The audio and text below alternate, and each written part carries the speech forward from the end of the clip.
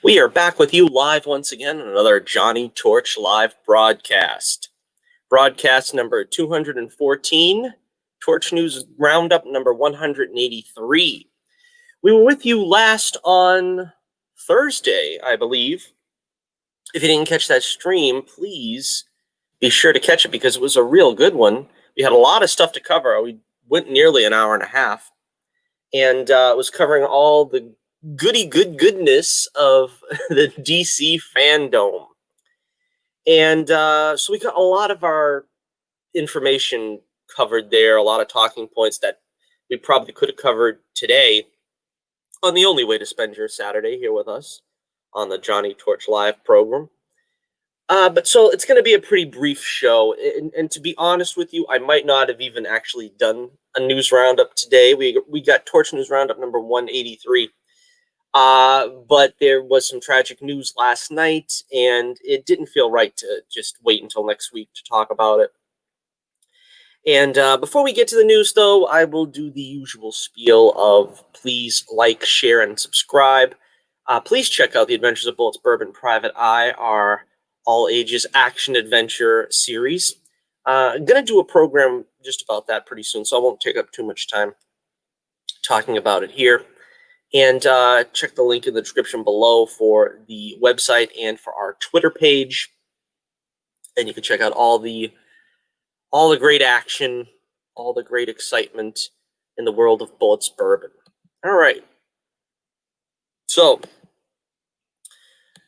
first off, we have to talk about the sad passing of Chadwick Boseman, who passed on last night. The news broke last night, at least, shocking pretty much everybody. I mean, Chadwick kept this illness from literally everybody, I think, apart from his family and his closest friends, I suppose. And it's, it's a very depressing thing to have happened. Such a young man at the age of 43. And it affects me also, not only because I liked him as an actor, but such a young man to have so much life ahead of him. And of course, cancer is not discriminate about who it attacks and when. And, I felt the same way when Kobe passed on earlier this year, that, the first thing you think of is so young. And a lot of times we take for granted that tragedy can befall us and illness can befall us at any age. Don't take 1 second for granted of life. Life is here to be lived now. Don't waste it. And, those of us, of course, who are setting our sights for the heavenly realms, of course, we need not fear death. But again, you want to use the time you have that God gave you accordingly. And I feel like, and many, I think, would agree that Chadwick did. He apparently did most of the Marvel movies, if not all of them, knowing that he had stage 3 colon cancer. Civil War, one of my favorite movies, certainly in the MCU canon, but of all time, probably. And in no small part, thanks to Chadwick Boseman. He did a fantastic job in that film. And he introduced the Black Panther character to a whole new generation, including myself, that really wasn't even into the comic version of Black Panther. I just remember him briefly as a kid in the Avengers or something. But he did introduce, the richness of that lore that Stan Lee and Jack Kirby laid out years and years earlier. Chadwick was a fantastic actor. He was one of the few, I don't know if I'm overselling it by saying few, but I actually had seen some of his movies prior to Black Panther. So when I heard he was cast as Black Panther, instead of retroactively going back and seeing some of his movies, I already knew, oh, he's a fine actor. He's going to do very well with this role. And of course, I saw 42, the Jackie Robinson story, He did a fantastic job in that. I saw Get On Up, the James Brown story. I might have seen another film. I can't remember really right now, but I know I've seen those two films and saw how he seamlessly inserted himself into the shoes of those great, real life characters. And I knew he would do a great job with the Black Panther. And, it does feel that we were cheated out of a lot of future Black Panther endeavors. I mean, not only Black Panther 2, but other Avengers films and so forth. And he embodied that role so well that I can understand that they're probably not going to recast the role. I don't know that I want them to. I mean, I've always been on record saying the character is bigger than the actor, meaning if, Robert Downey Jr. doesn't want to play Iron Man anymore, that doesn't mean you set Iron Man on the shelf. And so by that token, the same way, I think fans need a Black Panther. Now, of course, they're probably going to go with Shuri and just make it a whole new character as the Black Panther. It's tough because, you don't really want to replace an actor that quickly. Maybe, you could set the character aside for a while and then recast. That's kind of what I was hoping they were going to do with Iron Man and Captain America. But seeing as how they're not going to do that, they're obviously not going to do that with Black Panther, T'Challa. And I see a lot of outpouring of people on Twitter and so forth, and a lot of anger. I think in a way misdirected anger. A lot of people are saying, well, you can't talk about Black Panther 2 and you can't talk about Shuri taking over and so forth, so on and so forth. But I understand where that anger's coming from. But you have to understand everybody grieves about things in their own way. I think a lot of people are so invested in what Chadwick brought to the Black Panther that obviously that's going to hurt.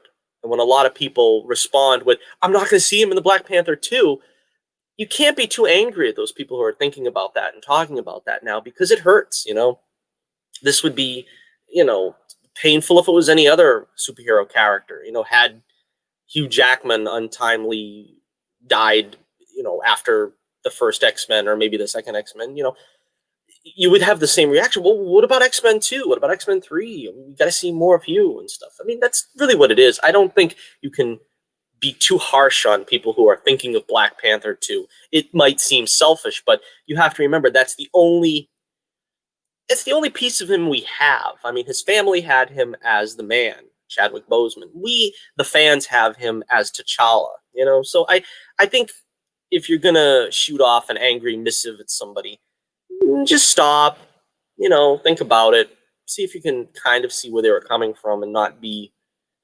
too aggrieved at the person.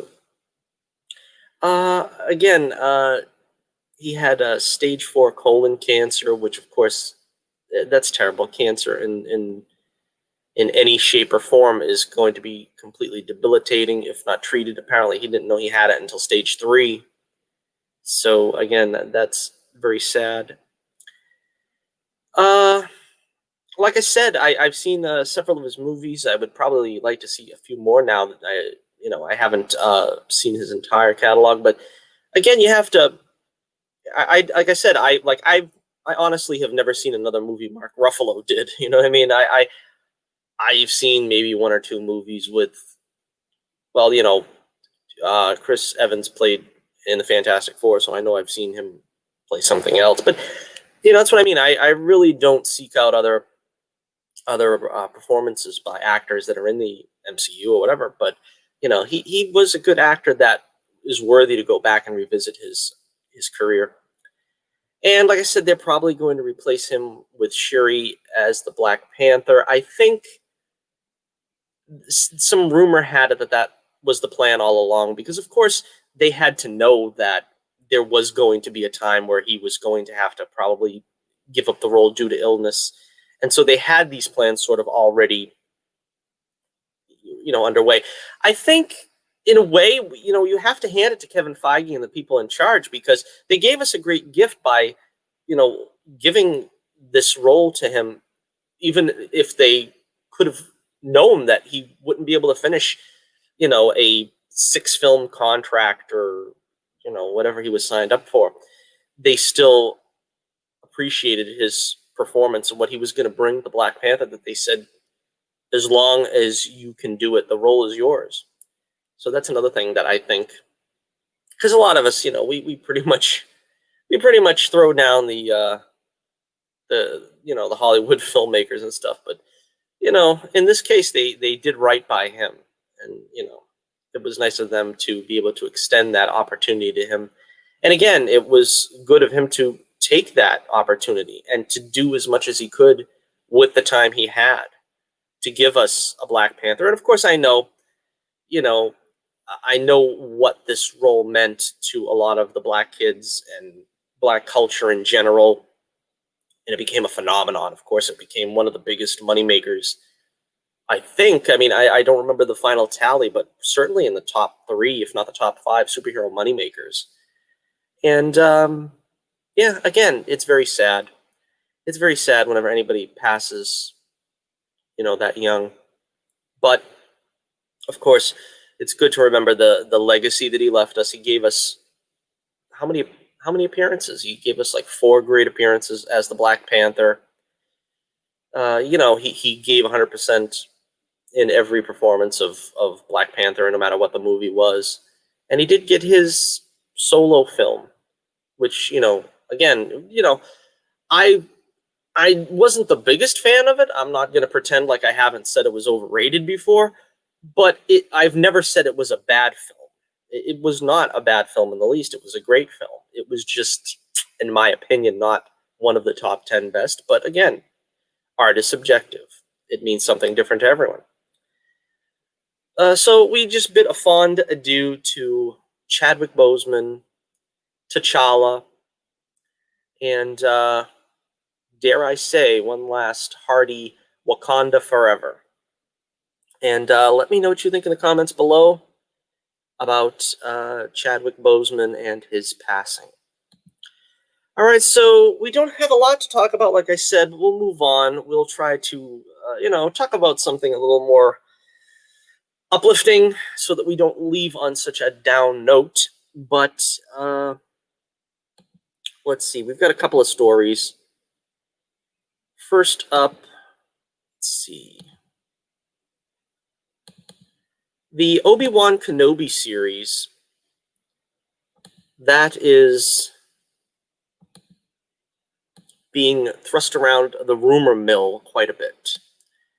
Let's see. According to Kessel Run Transmissions, who have shared a lot of big Star Wars scoops lately, which seem to be panning out, the latest is the most exciting scene to date, though it pertains to the highly anticipated Obi-Wan Kenobi series coming to Disney Plus in the next few years.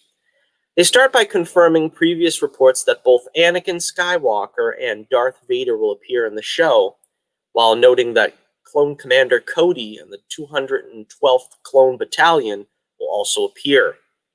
I don't know where they get this information, but that does sound very promising. Anakin Skywalker, now that would suggest that Hayden Christensen's going to be back. Because, you can put anybody in the Darth Vader helmet, but you can't put anybody in the shoes of Anakin Skywalker. Which, again, what does this mean? Does this mean we're going to see Vader with a helmet off? Does this mean a flashback? We'll have to find out. Let's see. They theorize, anyway, this will indeed be flashbacks to the events of the Clone Wars, with Hayden Christensen set to appear as Anakin in his armor from that period. Visual effects will likely be used to make him and Ewan McGregor look as they did in Revenge of the Sith. I know those guys, both of them are still pretty well preserved, you know what I mean? It's been 15 years now since Revenge of the Sith. I think with just a little bit of CGI touch-up, they could still pass for those characters, the way they played them back then. Interestingly, the site also notes we'll see Darth Vader because the plot of Obi-Wan Kenobi primarily revolves around the Sith Lord's hunt for his former master. Is there a way they could possibly cross paths? It seems unlikely, but there may be a way such a meeting could be retconned into continuity. Yeah, this has always been interesting. Obviously, Vader knew that Obi-Wan survived their encounter because he lost that fight. So you would think that he would go after him and, try to exact revenge. And I don't know, I think you kind of get the sense in A New Hope that he thinks he's killed Obi-Wan, because he acts like, I don't know. But then again, Tarkin does say, surely he must be dead by now, meaning, Vader doesn't really have any strong suspicions that he had, in fact, killed him. But I don't know. There's enough wiggle room where you could have them meet again. I wouldn't. I honestly would rather see Kenobi fight Darth Maul to the death. That's kind of his. That's kind of his villain, Obi-Wan, because he can't defeat Vader. We know at some point Vader's going to kill Obi-Wan, so there's no real drama there. But I don't know, to see Maul come back and then Obi-Wan have to deal with something like that from his past that he didn't expect, that'd be more exciting. Of course, I think they already did something like that in the Clone Wars, which is, I don't know. I don't want them to stick to that as continuity. If they have to ruin continuity somewhere, ruin it for the Rebels TV series. The show is clearly shaping up to be something special, and you have to hope this will lead to more stories told in live action from that period, explored by the Clone Wars animated series. So, let me know what you think. Are you interested in the Obi-Wan Kenobi series? Are you looking forward to this apparent appearance of Anakin and Darth Vader in the show? All right, we've got a little more information here now. Let's see. On Ant-Man 3. Ant-Man 3. Let's see. During a recent interview with Yahoo Movies, Ant-Man and the Wasp director Peyton Reed shared an update on plans for Ant-Man 3. Very little is known about the threequel, but Rick and Morty writer Jeff Loveness is penning the screenplay, and MODOK is the rumored big bad. That sounds pretty good. I've been waiting for them to bring MODOK into this. I expected him to be either an Avengers villain or a Captain America villain or something like that. Saving him for Ant-Man might not be that bad of an idea because, honestly, Ant-Man, well, after Ultron, probably, I don't really know who you would use as an Ant-Man villain. That was Egghead, right? Is that what his name was? I know the Vincent Price Egghead. I forget what the story about the Ant-Man Egghead, but yeah. Reed indicated that the Wasp will once again receive equal billing, as she should. You know what I mean? Ant-Man and the Wasp. I think that was, that was appropriate. They're a team. It shouldn't be just Ant-Man 2 or something like that. Even though we're calling this Ant-Man 3. This makes sense now that Hope Van Dyne is stepping up as a superhero in her own right. They're a partnership, and she's a very, very important part of that, Reed explained. And that was a very gratifying thing. I guess, technically, we were the first Marvel movie with a female hero in the title of the movie. Finding that balance in that movie, that's very important to me because that's very much a men's playing field historically. But that's really, really changing now in a great way. As for where things currently stand with Ant-Man 3, Reed couldn't say much, but it sounds like work is progressing nicely.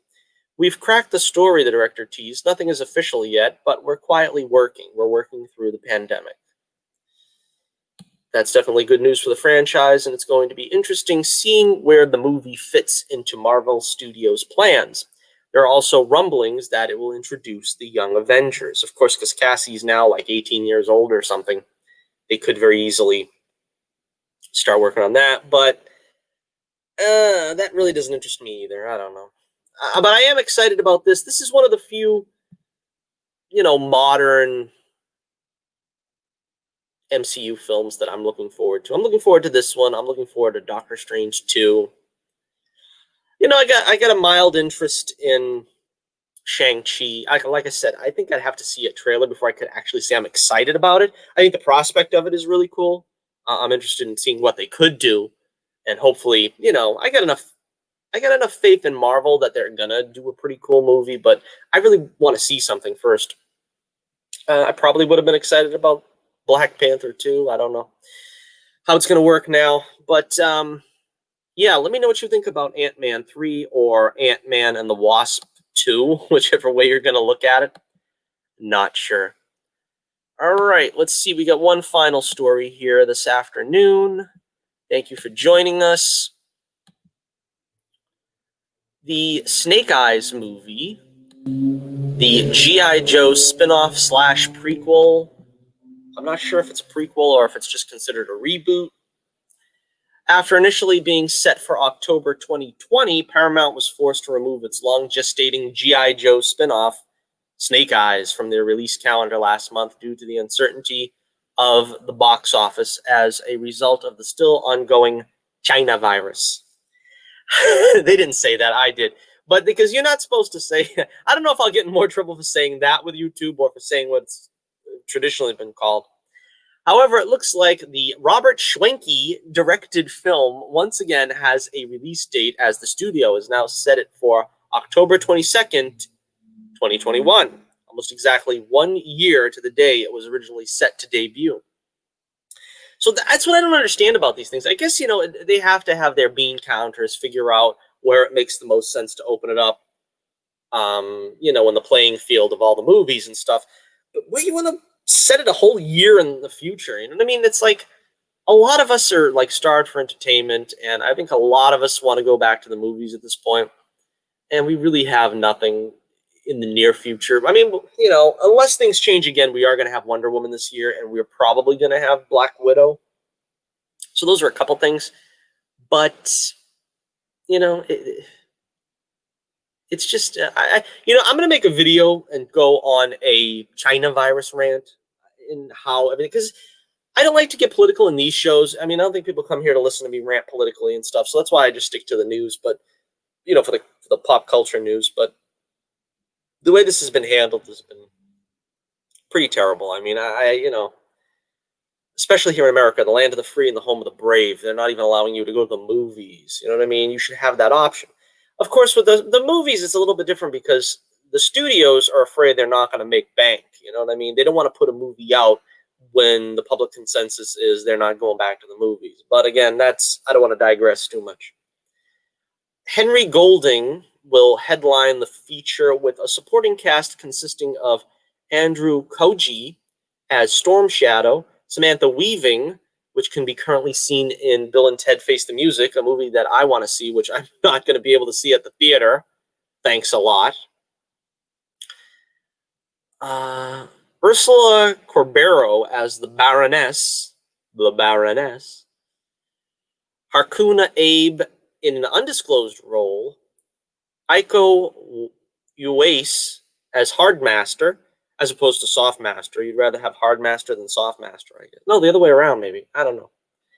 And Takiro Haira in an undisclosed role. Plot details are currently being kept under wraps, but it's rumored to tell the untold origin story of the fan-favorite Commando. Snake Eyes hits theaters October 22nd, 2021. Again, I'm excited about this in the sense that I want more G.I. Joe. I feel like G.I. Joe is like the Hasbro stepchild. You know what I mean?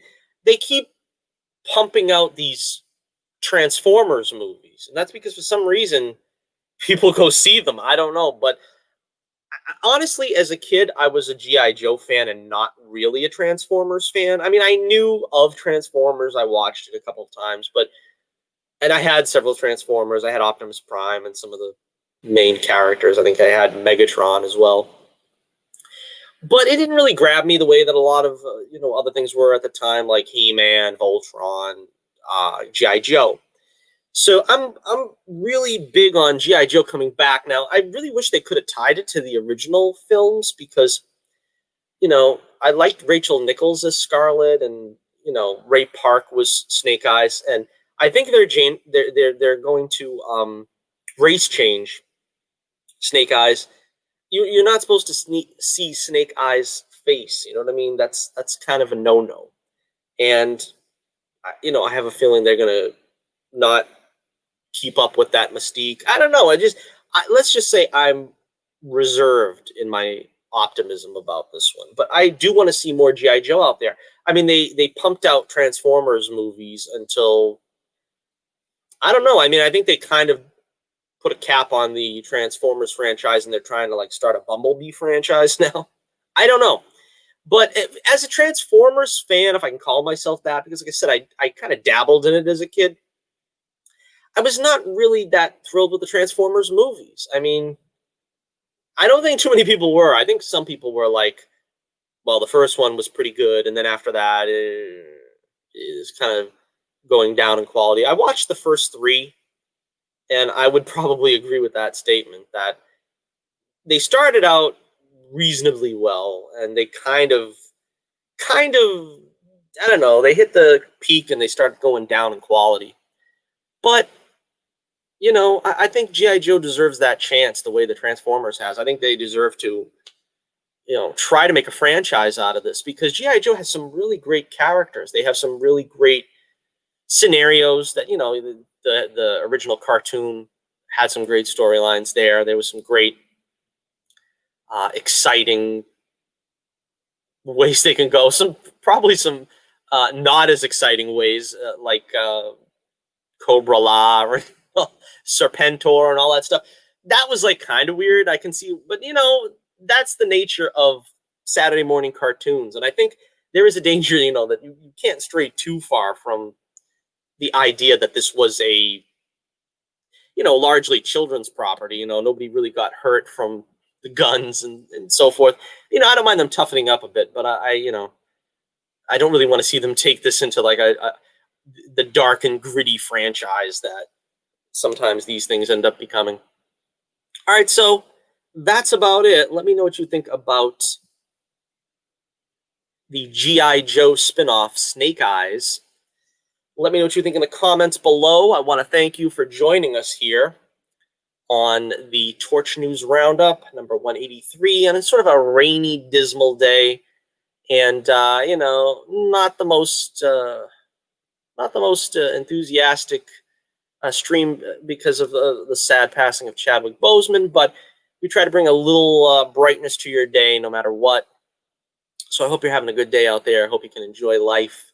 Remember to enjoy life. Take the bull by the horns, as they say. Like I said, I'm going to be back pretty soon with a broadcast about The Adventures of Bullets Bourbon, the comic. We're going to get deep into the details of Bullets Bourbon, and hopefully you'll join us for that. And I was thinking, like I said, you know, leave me a comment in the chat or hit me up on Twitter. We'll see if we can get some guests on the show. See if you got a project that I think I could talk about. Like I said, if it's not too adult in nature, leave me a comment. I'll see if I can get you on the show, and maybe we can do some promotion, some mutually beneficial promotion, and get the word out about Bullets Bourbon. Be sure you like, share, subscribe. You know, check out our website. There's some preview pages there. We're going to get issue 7 out pretty soon, and we want the word to spread about Bullets Bourbon, the greatest action adventure comic book series known in the history of mankind. I may be biased, but I'm pretty sure that's the tagline I'm going to stand by anyway. So once again, until next we meet, this is Johnny Torch reminding you once again, keep the flame burning brightly, and I'll be with you again real soon.